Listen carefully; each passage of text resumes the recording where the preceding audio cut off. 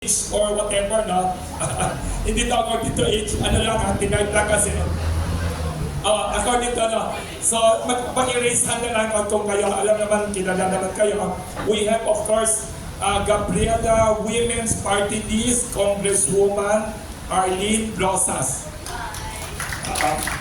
Bumabata, every time she comes here, bumabata, sabi ko, sasabihin natin sikreto.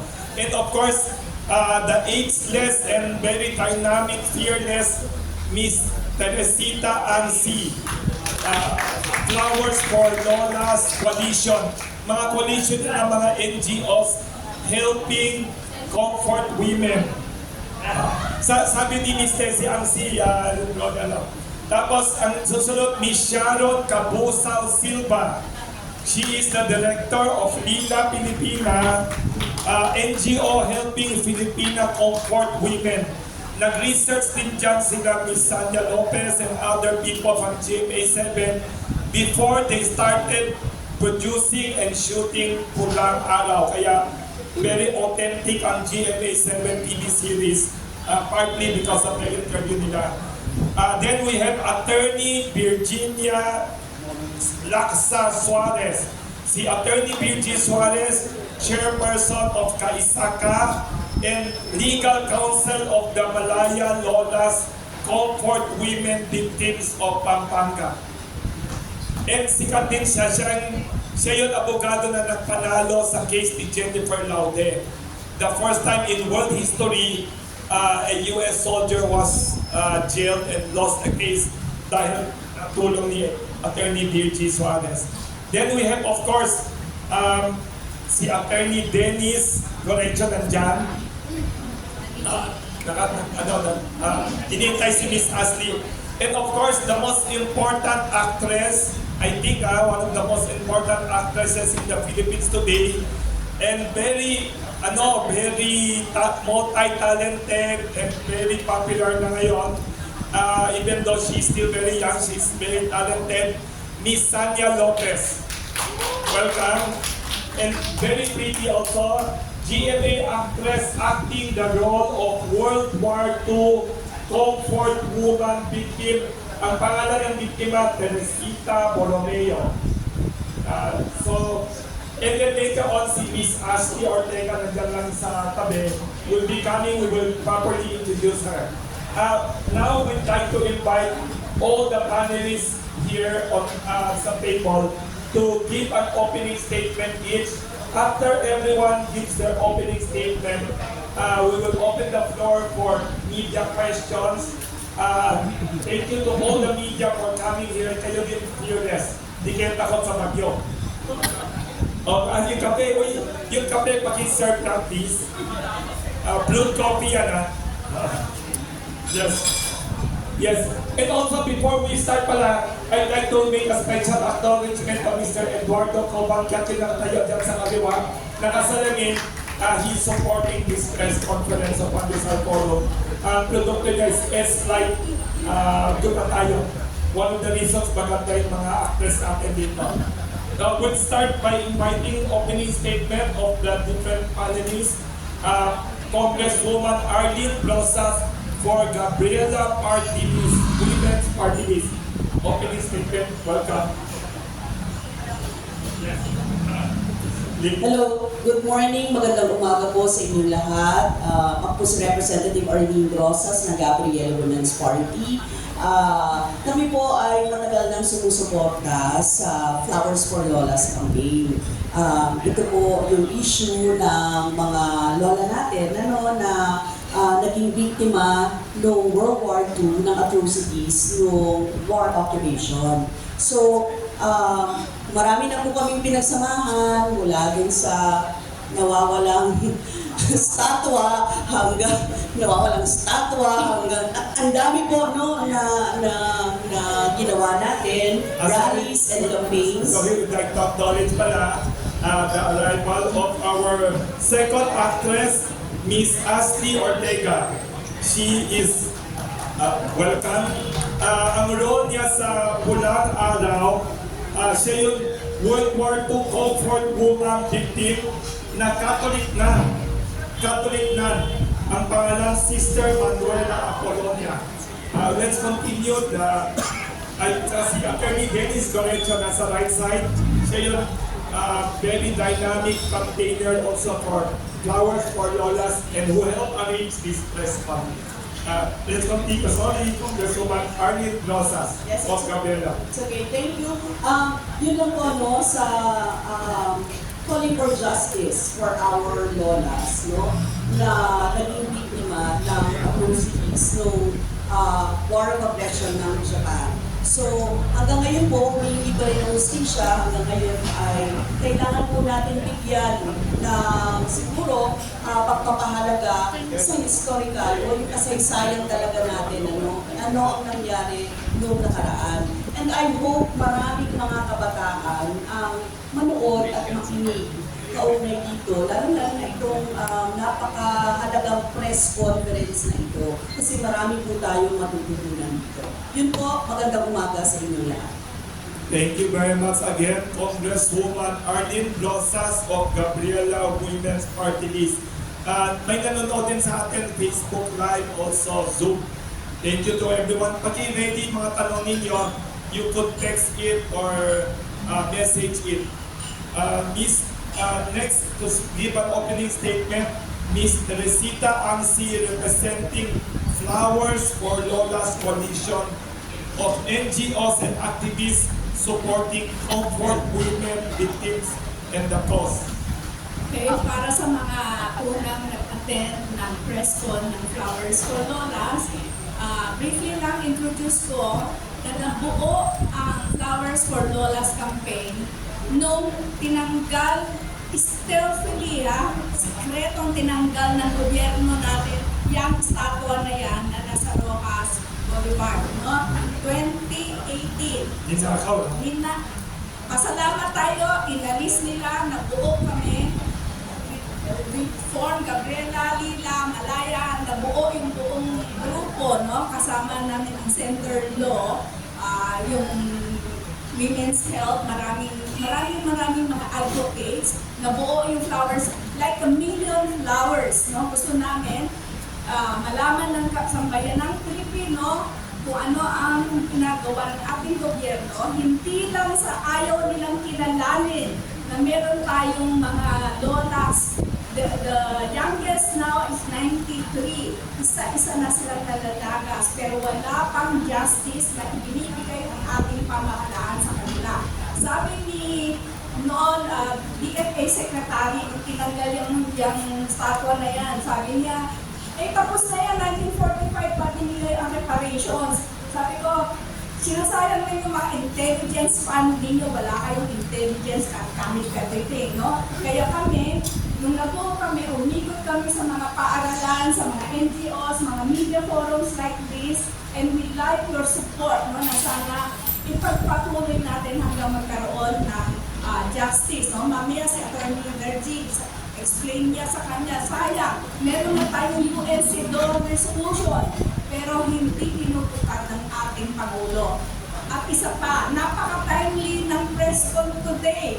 Kasi bukas, no, putaktihin ninyo, sumama kayo at mag-rally dahil iko-commemorate nila yung Kamikaze Shrine. Nakakahiya, inayagan natin itong mga statue tinanggal natin, tapos pinapayagan natin ang mga Japanese na gumawa ng shrine all over the country. Meron kaming listahan, malaki yung nasa Caliraya, tapos yung sa Candapang, sa Pampanga, it's a Kamikaze Shrine. Imagine, they wipe out entire villages in Pampanga, men, women, children, and now we have a shrine for them. Tapos natanggalin natin yung only women statue. Tapos noong December 2019, gumawa kami ng panibago. Yan, ibabalik sana sa Baclaran. Binigyan na kami ng place, maayos na, i-inaugurate na. Ninakaw naman. Hanggang ngayon, the missing Desparecidos ang aming Lola statue. Hindi pa namin malaman kung nasaan. Kaya ang grupo, siguro, umari lang, we will put up another statue very soon, Pero gusto namin talaga, yung mga shrine, lalo na yung Kamikaze Shrine, dapat tanggalin yan. Hindi dapat nasa gitna natin yan. We can always forgive, but we should not forget history. Maraming salamat.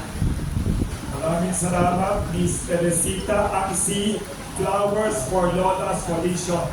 Next, another very important crusader for Comfort Women Justice, Miss Sharon Cabusao Silva, Director ng Liga Pilipina. Siya at grupo niya sa Liga Pilipina tumutulong sa mga Filipina Comfort Women. Sila din ang in-interview ng magaling na actress na Miss Sandra Lopez and Miss Ashley Ortega before they started shooting the very popular Pulang Araw TV series. Miss Sharon Cabusao Silva. Thank you, Wilson, at maraming salamat at magandang tanghali din sa lahat ng mga lumalo dito ngayon kahit na umaga ko. Unang-una, pasasalamat din ako dito kay Ashley at kay Sanya kasi noong nagpunta sila sa opisina para kausapin yung dalawang Pilipino comfort women natin, doon pa lang nabilib na ako kasi talagang they are taking their roles very seriously at bahagi ng kanilang preparation para sa portrayal na yun. Kaya doon pa lang nabilib na ako at ngayon I'm very happy naman with the results at kung paano nila ginagampanan yung kanilang role doon sa teleserye. I think malaking pasasalamat din natin sa iba pang nasa creative side kung palabas na ito sapagkat it is the first time na meron ganitong portrayal ng images ng kababaihan sa media na talagang napaka-strong, history-based, at saka powerful yung representation ng papel ng mga kababaihan. Maaaring isipin natin kasi ay mga victims naman sila. Pero actually, mixed yung characters eh. Even at this point, merong character na malakas na babae, merong mga babaeng biktima, pero I think you will be in for a surprise. Siguro sa bandang huli, panoorin natin ng buo. I think ang total framework talaga ng buong pelikula is rendering strong women. Portrayals of strong women in mass media. Kaya ipalaganap po ninyo sa inyong mga kakilala na panoorin talaga natin itong teleserye na ito. Ang pangalawa, napakahalaga rin itong palabas na ito sapagkat sa kasalukuyang kalagayan natin, malakas talaga yung anxiety nililikha ng possibility ng gera. No? Hindi lang gera dito sa West Philippine Sea, pero yung World War nagiging parang very close din tayo sa senaryo na yan sapagkat dun sa paglalang ng conflict sa Middle East, kaugnay nung sa Israel, Palestine, Lebanon, etc. And the US pa lang na involved dyan. So I think isang mahalagang paraan din ng pagtuturo sa ating mga kabataan na ninenervyos sa pangyayaring ito o sa balitang ito, sa possibility ng gera, na mayroong paraan para tayo ay kumilos at tutulan at labanan yung ganyang posibilidad. Kung meron kasing mga 12-year-old na nag-post sa Facebook, sinasabi nila, ngayon they would like to be involved in history dahil dun sa panonood nila itong Pulang Araw, na-realize sila may ganyan palang pangyayari, totoo pala ang gera, at mas totoo pala yung possibility ng gera. Ang kulang na lang na kailangan natin, and I hope the show will also help in this point later, na ipakita natin, meron talaga tayong pwedeng gawin upang yan ay tutulan at labanan. Pangatlo, bukod doon sa maraming ng kaganap na mga batas, resolutions, UN recommendations, UN reports, pang 1990s, etc. Meron din mga ongoing processes ngayon na nami-miss na naman o ini-ignore na naman ng Philippine government ang usapin ng comfort women. Ang isa, yung magaganap na International Summit on Women, Peace and Security sa Monday sa PICC, na kung saan hindi mo naman lang pagpaglit yung usapin ng transitional justice kaugnay ng mga comfort women natin. Ikalawa, 30 years na rin yung tinatawag na Beijing Review.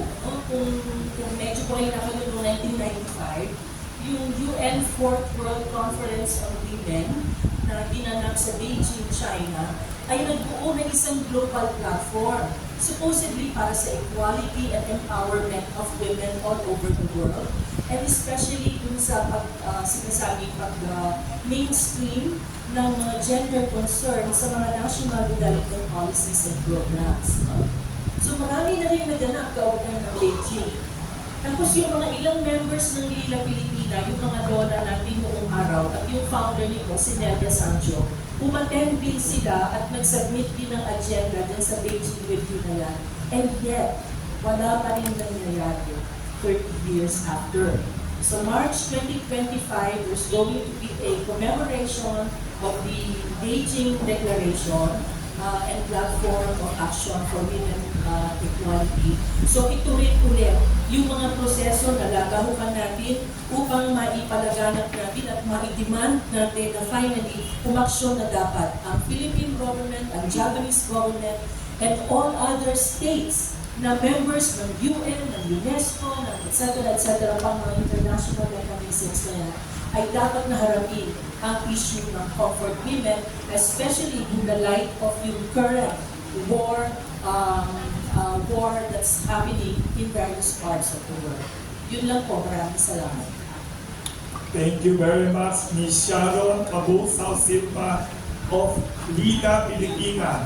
Next, imbitahin natin isang napaka-fearless, matapang na abogado, Attorney Virgie Laksa Suarez, chairperson ng Kaisaka, at lawyer siya ng Malaya Lolas, mga World War II comfort women victims of Pampanga.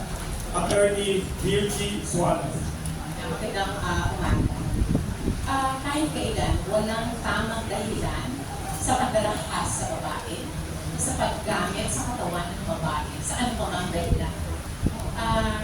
Hindi bagay ang isang babae na ginagamit, hindi karne na tinitikman, at hindi yung hayop na basta na lang iniiwanan pagkatapos sa yung pakinabangan. Yun yung mga nangyari sa ating mga maraming kababaihan noong panahon ng giyera ng Hapon, noong panahon ng Japanese occupation.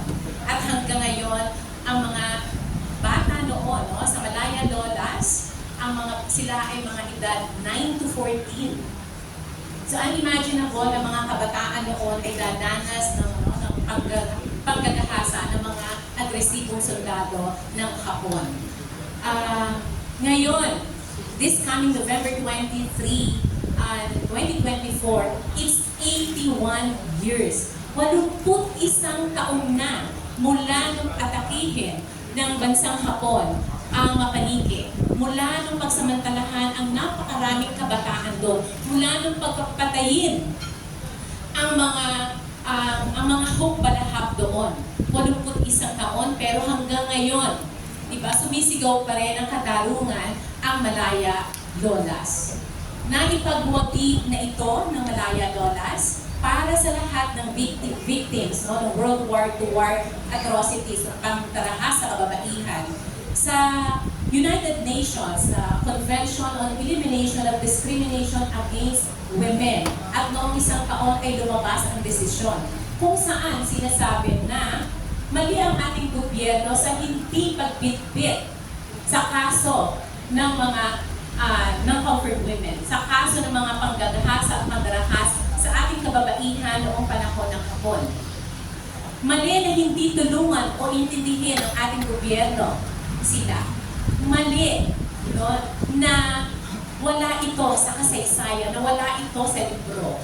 Mali na kalimutan ito. Kaya nga, doon sa may second resolution, ano ang nakalagay? Ang nakalagay doon ay bayaran ng mga lola. For how else do you quantify the pain and suffering of our lolas?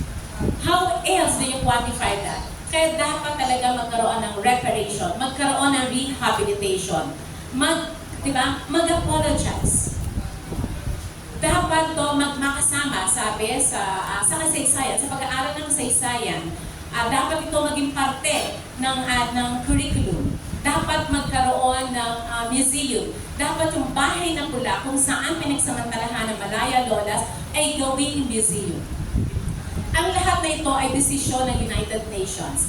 Hindi lang para sa Malaya Lolas, kahit pa ang mga petitioners ay Malaya Lolas, kung hindi ito, ang desisyon na ito ay para sa lahat ng comfort women dito sa Pilipinas.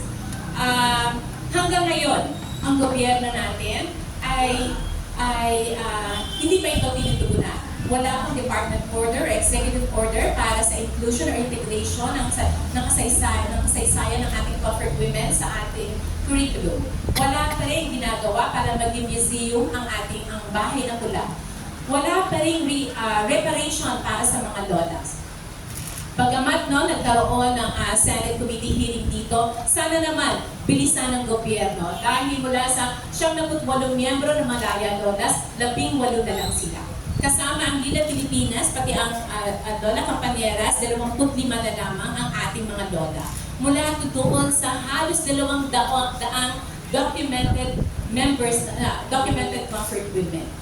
Kakaunti na lamang ang ating mga lola. Baka talagang mamatay na ang ating mga lola ni hindi man lamang makita ang hustisya. We always say, history repeats itself. History repeats itself only when we forget the history. Kaya importante na ang kasaysayan ng ating comfort women, ang kasaysayan ng pandarahas ng mga sundalong Hapon sa ating mga kababaihan ay mamag-aralan at maging parte ng ating edukasyon, maging parte ng curriculum. Otherwise, magkakaroon tayo ng second generation of comfort women? Hindi natin gusto yun. Sa kasalukuyan, ang daming gera na nangyayari sa iba't ibang panig ng daigdig. Ang ating bansa ay pumapasok sa napakaraming military pacts, military agreements sa iba't ibang bansa. Wini-welcome ang iba't ibang sundalo na nanggagaling sa iba't ibang bansa. Kaya nakakatakot yung ipinapakita na aksyon ng ating gobyerno. Malaking papel yung ginagampanan nitong teleserye ng Pulang Araw dahil pati ito nung pagpapaalala sa ating mga kabataan. Pati ito nung pagpapaalala at pagbibigay ng impormasyon na ito ang nangyari.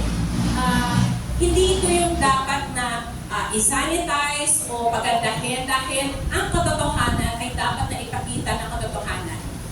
Doon sa Pulang Araw, kaya nakakatuwa, gusto ko i-congratulate of course ang Channel 7, of course ang mga artista dito for very good portrayal. Doon ipinakita kung paano ang katawan ng babae ay ginagamit na reward sa mga sundalo. Mali yun. Pero sa maraming gera na nangyayari sa iba't ibang panig ng daigdig, ganon ang ginagamit. Ganon ang nangyayari. Kaya din, mula sa pagkakaisa ng kababaihan para sa kalayaan, mula din sa Malaya Lola, muli nananawagan kami sa aming gobyerno na tuparin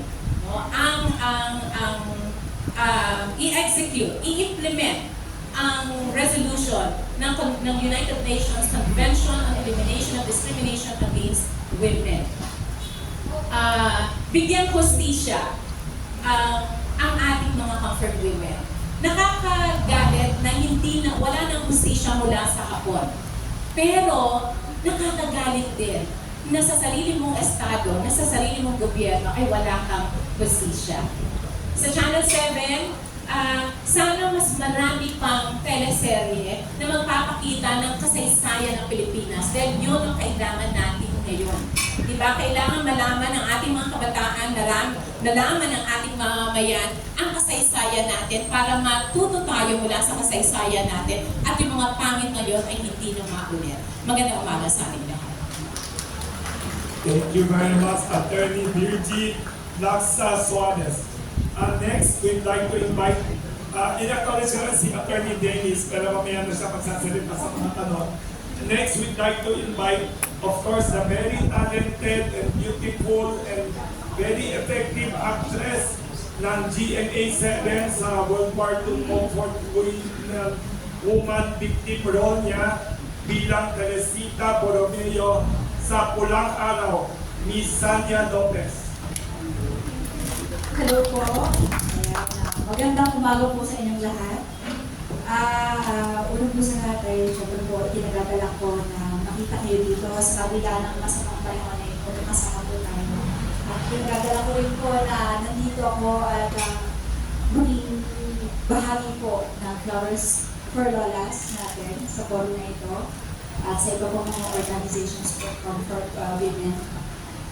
Napakabigat po I mean, kanina pa sumasakit yung bata ko kakakontrol ng nararamdaman ko. Siguro, artista lang naman po ako, sa totoo lang po. Pero ramdam ko yung mga ipinaglalaban ng mga kababaihan natin.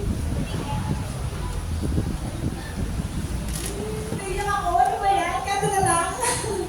Pero sa totoo lang po, ganito rin po yung naramdaman ko nung una po silang nakasama. At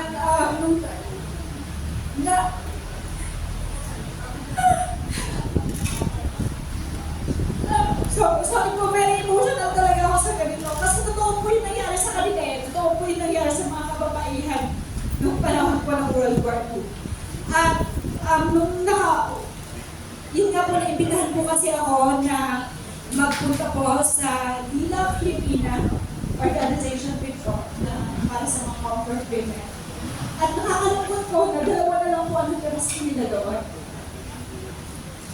Ngayon nga po nagsalita po sila na kailan kaya nila matatanggap yung hustisya na nararapat para sa kanila. Kasi konti na lang sila. So kailan pa? Di ba po? Sobrang pasensya na po dahil nung nakakausap ko po kasi sila. Sobrang durog na durog rin po ako. Sobrang sakit po sa puso na painig yung kwento nila. Dahil totoo po yung nangyari sa kanila. At hindi po biro.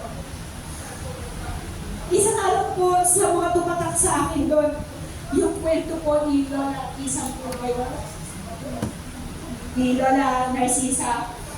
Sabi niya doon, kapag nakikita ko yung mga kabataan ngayon, masaya sila.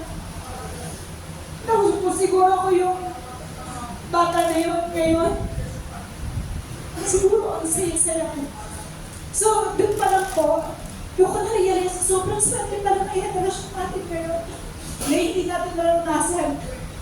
Yung naranasan nila nung panahon ng hapon. Napakapalad po talaga sobrang natin. Kaya, sabi ko, nung ginawa ko po itong Teresita, dito po sa Pulang Araw, mas na-appreciate ko po at ginawa ko po inspirasyon yung mga nangyari po sa kanila para mas galingan at pagbutihan ko po at magbigyan ng kredibilidad yung pagganap ko po dito bilang sa Teresita. Kaya po sa mga lola po natin na nakipaglaban, nakipagsapalaran na pinaglaban yung sarili nila bilang kababaihan, saludo po ako sa inyo. Saludo po ako sa katatagan ninyo. Kaya, ito pong show ng Pulang Araw, asahan niyo po na isa to sa magiging boses ng ating mga comfort women. Istorya po nila ito, kaya po sana ay suportahan po natin. At sana po ito pong istorya ng Pulang Araw ay makatulong para makatulong sa kanila ipinaglalaban. At kayo po ang inspirasyon namin, lalo na po ng mga kababaihan ngayon at sa mga susunod pang henerasyon. Mabuhay po ang mga comfort women. Pasensya na po. Maraming salamat kay Miss Sania Lopez, ang very talented actress ng GMA7 Pulang Araw. Thank you very much for your very touching opening statement. Maraming salamat. Next, imbitahin natin another actress of Pulang Araw, GMA7, also doing a very difficult role. Ang role ni Miss Ashley Ortega, isang madre, katolikong madre na naging biktima ng comfort women tragedy. Sister Noela Apolonia ang role niya. Let us welcome Miss Ashley Ortega for opening statement niya. Hello po, magandang umaga po sa inyong lahat. Maraming salamat po for your presence. And thank you so much also, Flowers for Lola's Campaign, for inviting me here. Napakabigat na sinabi ni Miss Sanya, pero I want to make it light kasi ayoko na rin umiyak. Pero siguro gusto ko lang i-share yung brighter side na nangyayari ngayon. Siyempre, bilang pagganap ng isang comfort women, talagang mabigat. And when I found out na yun yung role na gagawin ko, noong kinabahan talaga ako. Kasi, magiging honest po ako, hindi pa ako masyadong aware sa lahat na nangyari sa mga comfort women. But then, I'm really grateful na I did some research about it, na-meet ko yung mga lolas, and talagang, I was heartbroken. Tama yung sinabi natin sa kanya, lahat kami nag-iiyakan sa room na yun. May mga kasama kami press, kasama namin yung ibang creatives, pati sila naiyak, hindi lang kami mga artistang gaganap ng role nila. So now that yung walang araw ay pinapakita yung story ng comfort women, and nakikita ko yung mga comments, mga feedbacks, mga reviews ng mga netizens natin. And they're aware of what's going on now. Ngayon lang nila nalalaman na ganito pa lang nangyari during World War II. And yun yung gusto namin iparating. Kasi nga bilang isa din ako sa mga taong hindi pa completely aware sa pinagdaanan nila.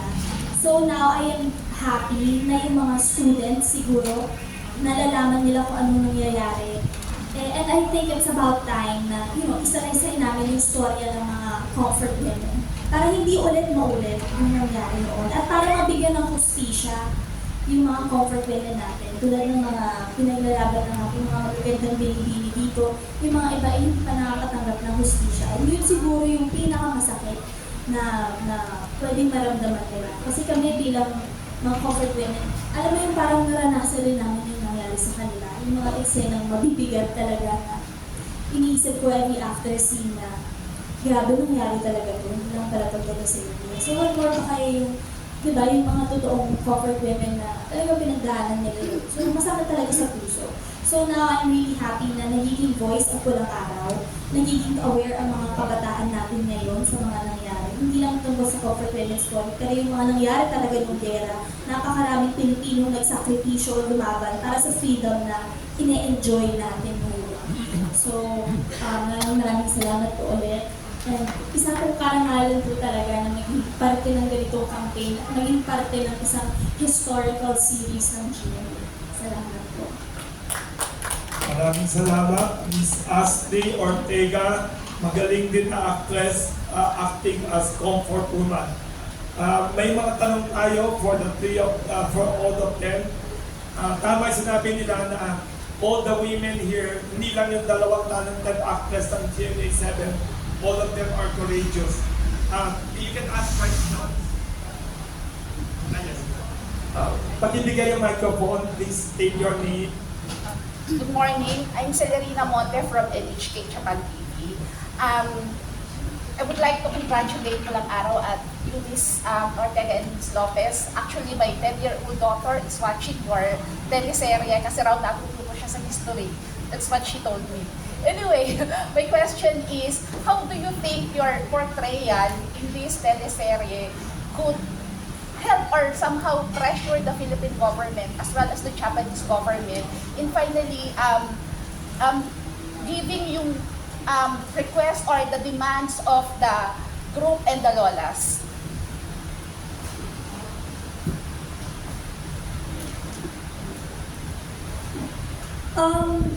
Tulad nga po ng sinabi ni Atty. kanina, ilang years na natin pinaglalaban ko para mabigyan ng hustisya ang ating mga comfort women. Siguro now, bilang artista, ang siguro matutulong namin is to be a voice and to spread awareness sa mga tao kung anong mga nangyari ng World War II. So I think that's what yun pa yung gagawin ko, is to continue to be a voice to people. Kasi syempre, hindi ko naman po kaya din lumapit sa gobyerno. But it's nice to share stories about these people na talagang naging matapang na Pilipino during World War II. So I think that's what I'm gonna do, to be a voice at ipatuloy itong storyang to para malaman ng mga tao at ma-realize nila na dapat bigyan ng hustisya. Kasi bilang artista at ginampanan ko ang role ng comfort women, sinabi ko talaga sa sarili ko na I will do my job, I will do my responsibility to give justice to my role at para ipakita rin sa mga tao na ito ang nangyari. So, iyon po. Pero sana marinig po ng gobyerno. Hello, ayan. Opo, sa akin naman po, siguro po, ngayon po kasi based po sa mga nare-receive kong comments and feedback ng mga tao about po sa show, feeling ko may impact na rin po at nakakarating na rin po sa ating gobyerno ito. So, lalo na nga po yung nabanggit niyo po na yung 10 years old yung anak, ay nakakapanood po ng pulang araw na hindi niyo po hinayaan niyo po siya na maging open, maging aware sa mga nangyayari ng panahon na yun. Medyo mahirap po at mabigat po ito, medyo sensitive po kasi. Pero ngayon po kasi, yun rin po yung sinabi ko sa ibang mga interviews na ang kagandahan ngayon, hindi lang nababasa natin sa libro. Iba pa rin yung nababasa natin sa libro compare sa napapanood natin, visual na. So ngayon, mas nagiging aware na yung mga tao at naniniwala po ako na kung ano man yung hustisya na nararapat para sa ating comfort women ay matatanggap po nila. Dahil ngayon po ay mas nagkakaboses na tayo mga kababaihan, tulad nga po na sinabi ni attorney kanina, na ngayon ay nagiging matapang na tayo na ibahagi sa kanila kung ano talaga yung totoong nangyari ng World War II. Thank you po. Thank you very much. Yes, Please introduce yourself to the families. ako po si Nestor Cortero po ng Manila Bulletin. Kanila Bulletin and also Wala pong sound. Meron na ba? Okay. Medyo mahaba na po ang ating journey, no, ma'am? Moms? Yung seeking justice for our lolas. 80 plus years na, no? Matagal na po yung journey, no? So, kung mabuti, I would like to congratulate the women, I mean, the ladies here, for not giving up the fight to seek justice for our comfort women and their families, no? But in terms of, nabanggit po Attorney Suarez kanina about remuneration, no? If we are to quantify the amount that you are seeking para po mabigyan ng hustisya itong mga women natin ng araw, magkano po ang dangal? Magandang tanong yan.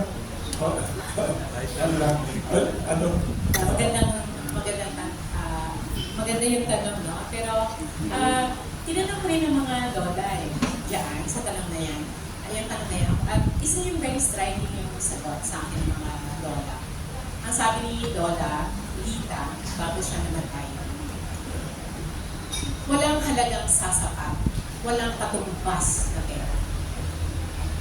Yung dangal, kinabukasan, na inagaw sa kanila. Kaya, kahit ako bilang abogado ay hindi ko kayang sabihin, magkano ba yung sapat? Magkano ba yung halagang dapat? Pero, halimbawa, napakalaki na mga budget para sa giyera. 51 billion, di ba? Yung recent budget ng Japan. Ang US, di ba? Dollars na. Yung trillion ng budget, no? At napakalaki, ang pinakamalaki ang budget nila para sa military. Sana itong mga budget na ito gamitin para sa, lalo na ng Japan, gamitin niya sa halip na magtayo ng mga missile plaza, gamitin para pagbayaran niya yung kasalanan niya ng World War II. Dahil yung kasalanan ng Japan, hindi lang yun sa Pilipinas, sa buong mundo. Napakarami nating comfort women sa buong mundo. Maraming salamat. Salamat po. Thank you very much sa sagot. Sige, mag-add lang siguro ako ng isang tip. Para sa mga lola, napakasekundaryo ng usapin ng reparations. Ang unang-una talagang usapin para sa kanila ay yung formal public apology from the Japanese government on which doon pwedeng tumutugon ang ano bang usapin kaugnay ng reparations. Kasi without yung apology na yun, hindi talaga magiging makabuluhan. Kahit na malaki pa yung amount na ibigay ng Japanese government, which they are unlikely naman na gagawin ito. Second, sa bahagi ng Pilipinas, we have been doing some research about this, no? Sa mga Lampeday properties. Okay. There are sige, si from Arlene. Pakikwento, ano nangyari sa pulang bahay na pula? Ang bahay na pula, siguro yung consideration dun sa listeners natin, no? Na Napeday property sa actually war reparation ito, no? Hindi ito pera per se, pero these are properties given, no, sa Pilipinas because of war reparation. So ngayon, meron po yan, so far yung alam po natin yung dalawa, no? Nasa apat, pero dalawa yata yung kinukonsider nila ngayon na ibenta, parang ganyan yung ano. So, wala pang malinaw, kasi National Historical Commission of the Philippines, NHCP naman ang siyang namamahala dito na ipaglaban na huwag ibenta ito. So far, ang update natin, wala pang update kung paano ginagamit itong mga properties na ito para tulungan talaga specifically yung ating mga lolas, yung mga biktima ng atrocities ng giyera ng Hapon, no? So, nandyan lang siya, hindi natin nagagamit. Tayo pa nga yung nagbabayad sa isang property, I believe, kasi parang natalo on issues ng i-develop daw, and there was this developer who tried to develop it pero hindi na pursue. Ngayon ay tayo pa yung nagbabayad sa kaso. So ganun yung nangyari dyan sa sa mga properties na yan. But gusto ko lang dugtungan yung gusto mo mauna ko. Yung siguro yung importante dito, first yung education talaga para sa lahat na maunawaan kung ano yung ginagawa or maaari natin gawin, concrete natin gawin para dito sa usapin ng issue ng comfort women. Kasi actually, we filed 2 bills, no? Ito pending bills sa Kongreso ngayon na tingin namin kayang ma-address itong usapin na ito, no? Pero at the same time, we are also open para sa iba na magdagdag, mag-refine, ayusin yung iba pang mga provisions kaugnay dito. But very basic po, meron po tayong House Bill number 8564, which is the Comfort Women Education Act. So, kung tatanungin din po ako kung yung magkano, wala po talagang ganun eh. Kaya ang importante po ay ma-pursue natin itong mga legislations na ito na somehow makakaibsan ng bigat ng ating mga nabiktima, ng ating mga biktima sa kasalukuyan. So this was filed in June 26, 2023. Ang salient points po nito, yung bill, it seeks to include the experiences and heroism of Filipino comfort women during the Japanese occupation mula elementarya, sekundarya, tertiary education curricula para ma-recognize yung kanilang struggle. Second, yung comfort women education, i-include din yung sa araling panlipunan, social studies for elementary and secondary schools as an elective course in higher education institutions. So may choice sila. Pwede silang mag-enroll na ito ay malaman nila kung ano pa ang naganap. Second, sa DepEd, the Commission at CHED, tinatask natin to review and implement the curriculum changes. And it seeks to recognize the suffering, sexual slavery, and heroic participation in the resistance by Filipino comfort women under Japanese occupation. Marami po kasing kwento yan kung paano sila lumaban. It notes the harrowing accounts of comfort women that have been neglected in Philippine history books and curricula, contributing to historical injustice. Kaya po yung mga bata, hindi nila alam ngayon ano yung naganap at ano ang nangyari at ano ang ipaglalaban, di ba? So, and last, it aims to bring voice and recognition to the courageous struggles of the convert women who were victims of sexual slavery by the Japanese Imperial Army during World War II. Yan po yung mahalaga. Ma-recognize yan ang mga kwento na yan. Kasi bakit tayo ngayon, pinikilala ng gobyerno yung reciprocal access agreement with Japan, hindi natin alam ano yung ginawa nung nakaraan, di ba? So dapat alam natin yun. Ang nakaka-ironic po doon is that in the past, how much we hated Japan because of what they did to us during the war. Ngayon po, baliktad na baliktad. Everybody likes to go to Japan and become tourists in that country. And we seem to embrace Japan as a tourist destination, and we find the people very nice and very gentle and the food very good. That is why the importance po ng ating education. Kaya po yung House Bill, it's not only a House Bill, it's not just a paper. Ang gusto po natin talaga, ma-educate yung mga tao dito sa legislation na ito. And it is sitting in the Congress, hindi nagkakaroon ng pagtalakay. Kaya po kailangan talaga natin ipaunawa sa mamamayan, we should push for this. Kasi konkreto ang hinihiling natin dito. It aligns with the UN CEDAW recommendation for the Philippines to mainstream the history of Filipina victims, survivors of wartime sexual slavery in educational curricula. Kaya po mahalaga, historical ang pagtalakay. Pangalawa po, meron pa po tayong House Bill number 8859. Ano po ito? National Memorial Day for Comfort Women Act.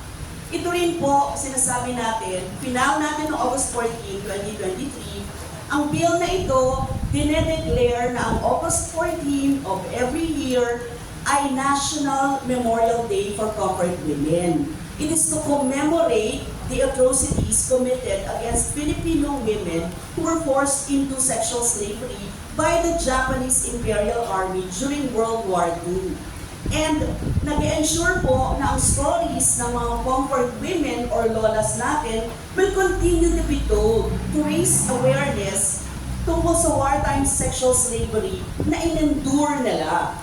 Tapos minamandate nito ang National Historical Commission of the Philippines in coordination with the Philippine Commission on Women, the PCW, and NHCP, Commission on Human Rights, ang CHR, at women NGOs, other organizations to raise public awareness at mag-facilitate po ng meaningful participation in observing the National Memorial Day.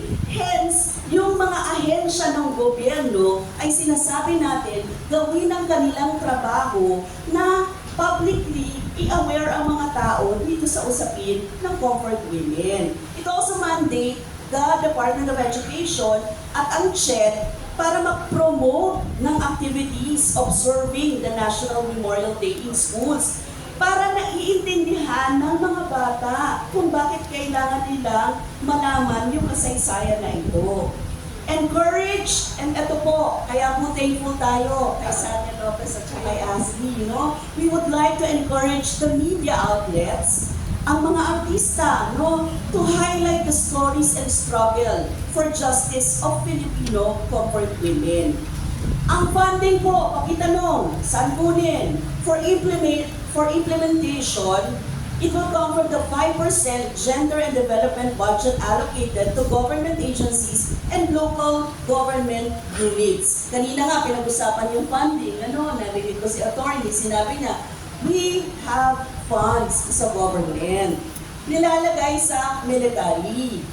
Bakit hindi mailagay natin dito? So, mayroon tayong mga pagkukunan just to educate our people. Lalo na yung mga kabataan ngayon. Napakahalaga nito. Dalawa pa lang po ito. And welcome po natin kung meron pang marami pang mga bills, legislations regarding this na maipapasa, maipapal. What siguro i-waste forward na rin natin, ano? Kasi kung ito, sitting yung bill na ito sa Congress, abay, ipanawagan din natin, ano, sa Kongreso na magkaroon talaga ng hearing dito, pag-usapan nito, lalong-lalo na, meron namang mga nagaganap ngayon sa atin, sa pulang araw na napapanood natin, pag-usapan natin ito sa Kongreso. Hindi lang po sa Kongreso, sa Senado din, ano? We should also compel the Senate to talk about this issue. Lalong-lalo na, ito ay issue ng mga kababaihan at bata. Maraming salamat po. Thank you. Ay, may pahabol na tanong dito. Microphone, pag-iabot lang, please. Sa akin na lang.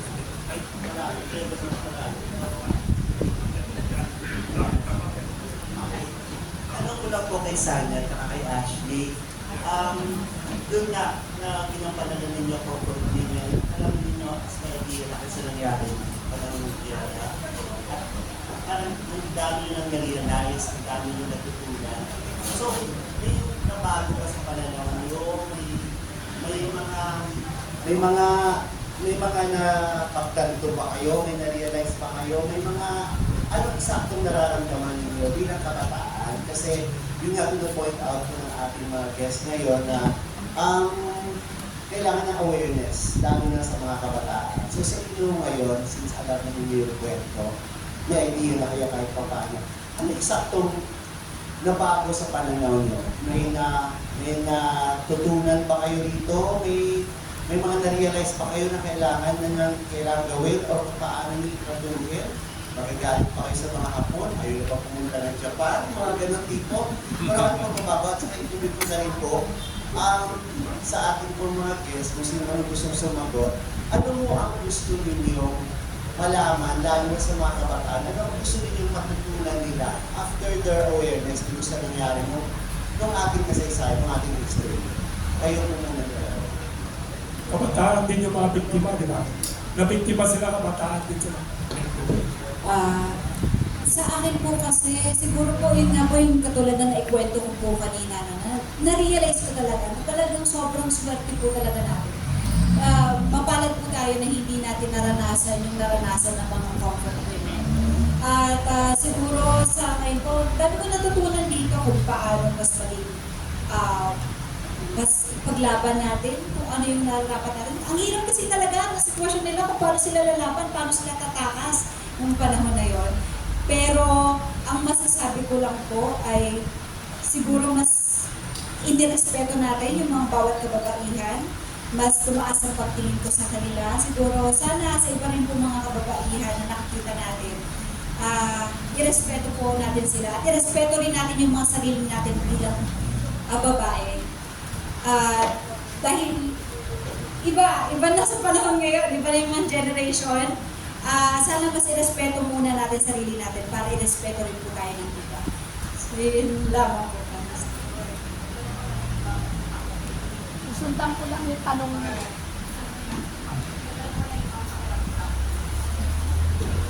Nagkaiba ako ng ibang feelings kahapon na gano'n. Sa Japan. Sa totoo lang po, mahal ko po mahal ko naman po talaga ang ating mga corporate women po, no? Pero, since medyo nadatalas nga po ako pag nagta-travel, ay sa Japan po ako. Walang galang na po. Masarap po kasi talaga yung pagkain nila. Pero, tsaka mababait rin naman po sila sa atin. Pero, yun po, sa totoo lang, hindi naman po ako nagagalit sa mga tao ngayon. Siguro po kung magagalit ako ng World War II, bakit nila ginawa yun? Pero ngayon po, nandun po yung sabi nga po, pwede tayo magpatawad pero hindi natin sila makakalimutan kung ano yung ginawa nila. Sana po ay maging aral lang to. Itong digmaan na nangyari, itong pananakot na naganap po noon, para maging aral po sa mga bagong henerasyon.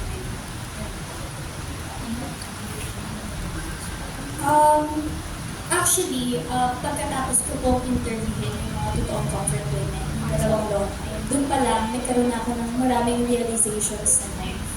Tulad nga ng sabi natin sa inyo, totoo po yun, nagsabi si Laura na napakaswerte namin at ng generation ninyo dahil wala talaga sa pinagdadaanan natin yung pinagdaanan nila. So doon ko rin na-realize na, oo nga no, we have the privilege of living a comfortable life. So natuto ko na, alam mo yung maging satisfied sa kung ano meron ako. Like parang naisip ko yung mga problema ko nung araw na yun, ang babaw lang pala. Compared sa mga pinagdaanan ng mga comfort women. So I think tama rin na sinabi ni Ate Sani, natuto ko ng maging mas matapang, mas maging aware kung ano ba talaga ang mga totoong problema sa buhay. And going back po sa tanong mo, kung ano bang nararamdaman ko sa mga Hapon ngayon. Well, yes, going back sa mga Japanese Imperial Army, masama po talaga yung ginawa nila. Hindi po natin, siguro sa mga comfort women, hindi talaga nila matatanggal yung trauma na nangyari sa buhay nila. Pero naalala ko rin, nagtanong rin po ako sa dalawang lola nung time na yun na nung panahon po nun, meron po ba kayo mga nakilalang mga Hapon na kahit pa paano mababait? And yes, sabi niya, before daw nag-start yung gera, may mga Hapon na daw na nandun sa Pilipinas na mga farmers. Actually, pinakita yun sa Pulang Araw eh. Nung nakulong si David Lecauco, tapos may nakasama siya doon, si Hiroshi, si Rio, yung may kapatid na babae. Mga farmers silang mga Hapon. At yun yung actually yung story na kwinenta ni Lola, na totoo, na may nakilala daw siyang Hapon na farmer doon na nagbebenta daw ng itlog or something na naging kaibigan niya. So, nakausapin namin si Lola. Siyempre, may mga ibang Hapon naman daw na wala siyang samaan ng loob. Maliban dun sa mga Japanese Imperial Army talaga na yun ang talagang sumalbahe sa kanila. So, dun ko rin na-realize na siguro hindi lahat ng mga Hapon masama. And during, siyempre sa gera talaga, hindi rin natin maiiwasan. Kunwari ang character ni Mr. Tanaka sa Pulang Araw, wala naman siyang choice. Or si Hiroshi, wala silang choice. Kundi, diba, sundan din yung batas ng kanilang bansa. At makikita rin sa mga ibang character ng Pulang Araw na may mga Pinoy din na mga trumaydor. Diba? So pag gera kasi talaga, it changes you as a person eh.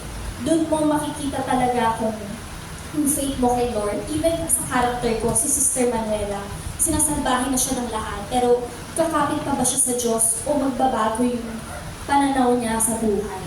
Yung nangyari din kay Colonel Yuta, may backstory din siya kung bakit siya naging ganon. So may mga kanya-kanyang storya na nangyari na we cannot judge kung bakit napunta sila sa ganong bagay. And gusto ko rin i-share na kaya nga now na mas nagiging aware yung mga tao sa storya ng comfort women o kaya sa World War II. Meron kasi kaming Japanese consultant sa set. Si Rio, actually siya si Rio, siya po yung tumuturo ng mga Japanese lines sa mga artistang nagsasabi ng mga Japanese lines. So siya po yung nagtuturo kung paano sabihin. Tapos nabasa niya yung sa comfort women. Tapos sinabi niya sa akin, si Rio to eh, siya yung gumanap na Rio. Sabi niya sa akin, hindi ko alam nang naging ito pala. He's from Japan, grew up in Japan. Hindi niya alam na may mga nangyari. So, hindi niya alam yung tungkol sa comfort women. Hindi siya aware na sarili niya mga kababayan talagang may galing na pinagdaanan. Medyo nahiya siya na he felt really bad and really sad about it na may mga Hapon pala na katulad niya na ginawa yun sa mga kababaihan dito sa Pilipino. So now, it's just really overwhelming that people has more knowledge about it. Ako, aware naman ako before talaga na may mga dinahasang tao. Hindi lang sa Pilipinas, meron din sa Korea, sa China, around Asia, napakaraming comfort women.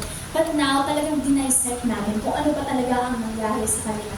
Kaya talagang masaya ako na now people are more aware of it. So, yes, yun lang po. Follow-up ko lang po dun sa Cathy Cruz po from Tuklasin Natin Lahat. Natutuwa ko kasi nailabas mo yung mga kasi ako nanonood ako eh. Hindi ako natutulog na hindi ko napapanood ang Pulang Araw.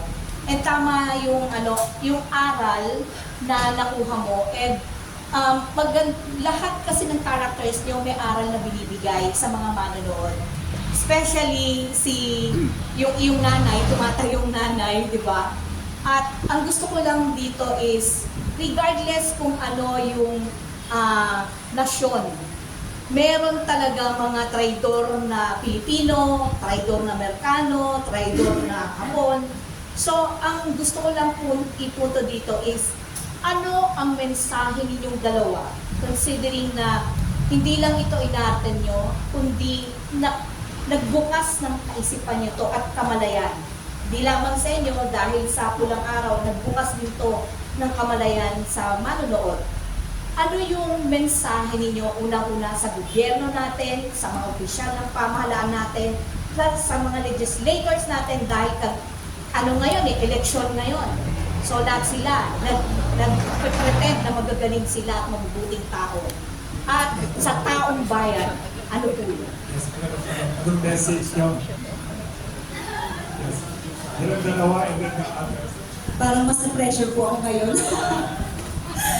Pero sa totoo lamang po,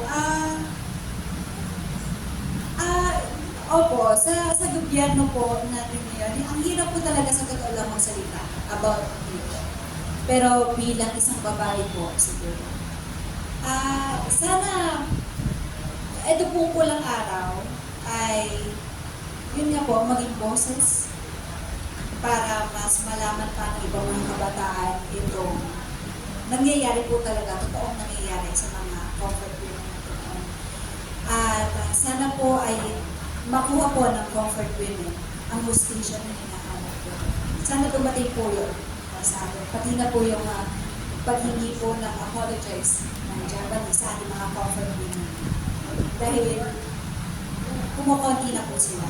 At naniniwala po ako na karapatan po nila. Ito po. Si Ash, panawagan mo sa gobyerno at sa kabataan, sa mga Pilipino.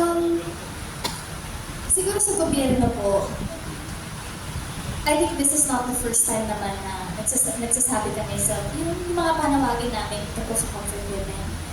Kung wala silang gawin, wala kami magagawa. Pero siguro, I'm gonna focus on myself kung paano ako makakatulong bilang isang artista o kaya isang Pilipino. Kasi ayaw na lang naman din iasa pa sa ibang tao. And tulad nga ng pulang araw, isang malaking impact na to sa mga tao ngayon. Sa mga kabataan naman ngayon, now that you guys are aware of what happened during World War II sa comfort women. So I hope mas maging responsible tayo sa mga actions natin, sa mga behavior natin. Sana magkaroon din tayo ng mga realizations sa buhay tulad ng naranasan namin ni Ate Sanya, even si Miss Rochelle Pangilinan. Nagkaroon siya ng mga realizations sa life na iba talaga yung panahon noon sa ngayon. And of course, may mga struggles din tayo sa life ngayon na pinagdadaanan. Siguro hindi kasing bigat noon, kasi gera noon. Ngayon, we're so lucky and we're so privileged that we never experienced war. Pero, hindi pa rin natin ititimbang kung ano bang mas mabigat. Kasi syempre, we all have our own struggles. Siguro, yung tapang lang na pinanghahawakan ko tulad sa kunento ng comfort women, pag may pinagdadaanan ako, iisip ko na lang na mas malala yung pinagdaanan nila noon. So, kaya-kaya ko yung pinagdadaanan ko ngayon. So, tinuruan din akong mas maging matapang. So, yung mga kabataan ngayon, sana ngayon mas maging matapang din kayo. So, yun po lang yung gusto kong message sa kanila. And of course, to continue to know more about our culture. Hindi lang sa comfort women, pero yung history ng bansa natin. Para lang aware tayo sa mga nangyayari at mabigyan natin ng attention yung mga bagay na hindi nabibigyan ng appreciation ng mga kabataan. Pwede pong pakisagot na rin ng mga panel. Yes, mag-umpisa si Miss Elsie Angsi. Thank you, Sammy and Ashley. Mr. Sika Angsi. Yeah, susundan ko yung sinabi nilang dalawa. First lesson natin, tell our government, say no to war. Huwag ninyong kudyukan ang ating pamahalaan. Huwag tayong magpapaudyok sa ibang mga foreign powers na makipag-gera. Hindi solusyon. Never is war a solution to anything. Kung merong lesson na binibigay yung pulang araw, ang Flowers for Lola's campaign, hindi natin pwedeng iparanas sa ating mga kabataan ang naranasan noong World War II. So pangalawa, ano hinihingi natin sa ating gobyerno? Taas noo tayo bilang Pilipino. Bakit kayo lumuluhod sa gobyerno ng Japan. Sinabing alisin yung estatwa, inalis ninyo. Parang magnanakaw sa gabi na tinanggal nila ng walang paalam yung estatwa. Tapos nung i-replace na lang sa Baclaran, ninakaw naman. No? At hanggang ngayon hindi makita. Bakit tayo lumuluhod sa gobyerno? Wala tayong galit sa mga tao sa Japan. No? People to people. Galit natin government to government kasi pinipressure nila ang ating gobyerno at titigil daw ang kanilang mga Japan aid at everything, no? Huwag lang natin gawin yung sinasabi natin na hinihingi natin yung apology, Yeah. yung resolution ng UN CEDAW resolution, sana i-implement nila. Nag-hearing sa Senate, tapos kinalimutan. Ang dami-daming mga na-asikaso. Dapat interagency task force to implement yung UN CEDAW. Number 1 dyan, apology. Accept and recognize. Ilagay sa curriculum, ilagay sa education, gumawa ng sign. Yung mga resolution na yan. Interagency task force, hindi kailanman nangyari. Pinaplano. Nung nag-hearing, sabi namin sa DOH, yun lang dalawang lola ng may sakit, heart attack, hinihinga namin ng tulong, sabi, dalhin ninyo sa Malacanang, sa tabi ng Malacanang clinic, libre doon. Ano, hindi na nga makabangon, ang liit-liit ang hinihingi namin, gamot, medicine. Kami mismo sumulat, informal letter sa Department of Health. Hospitalization, free hospitalization. Wala. Kami ang naghagilap. Si Dr. Tansojo, nagpadala ng ambulansya with doctors galing sa Metropolitan Hospital to visit the comfort women. Bakit hindi magawa ng gobyerno? Sabihin mo, reparations, yan ang napakaliit na bagay, hindi nila magawa. Lagi kami, we pass the hat, merong lola na magkakasapit, we pass the hat for them. Ang nakakaawa talaga.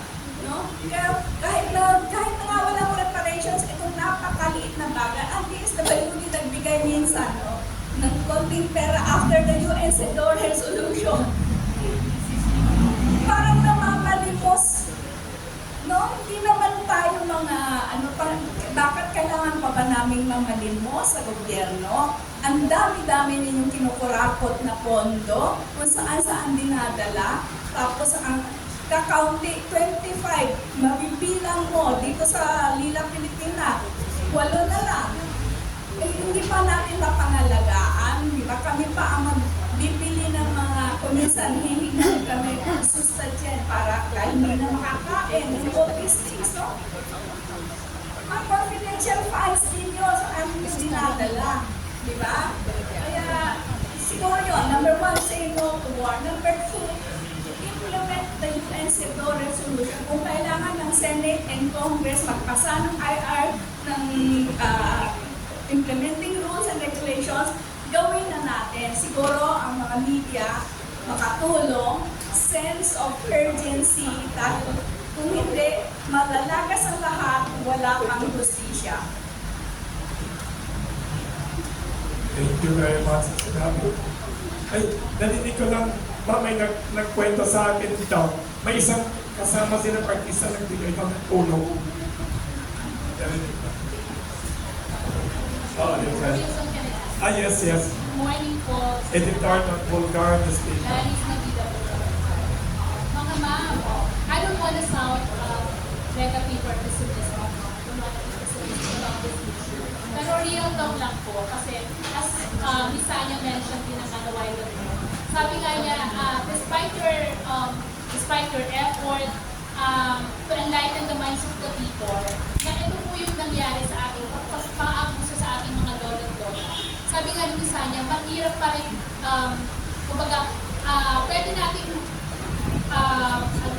patawarin pero kalimutan yung ginawa ng mga Japanese soldiers in 1945. Pero paano po sa tingin niyo po, paano po natin maipaglalaban yung hinihingi natin justisya kung ang mga mismong tayo po, mga karamihan sa atin, ay pinapangkilig naman din future ang Japan, hindi naman po natin sila totally makukuha. By, syempre, of course, the Japanese government will think na kailangan nyo rin naman kami. Paano po ibibigay yung apology na hinihingi natin kung pinapakita rin po natin sa kanila na welcome po sila po sa Pilipinas. At the same time, tayo rin naman po, excited po po marami sa atin na pumunta ng Japan.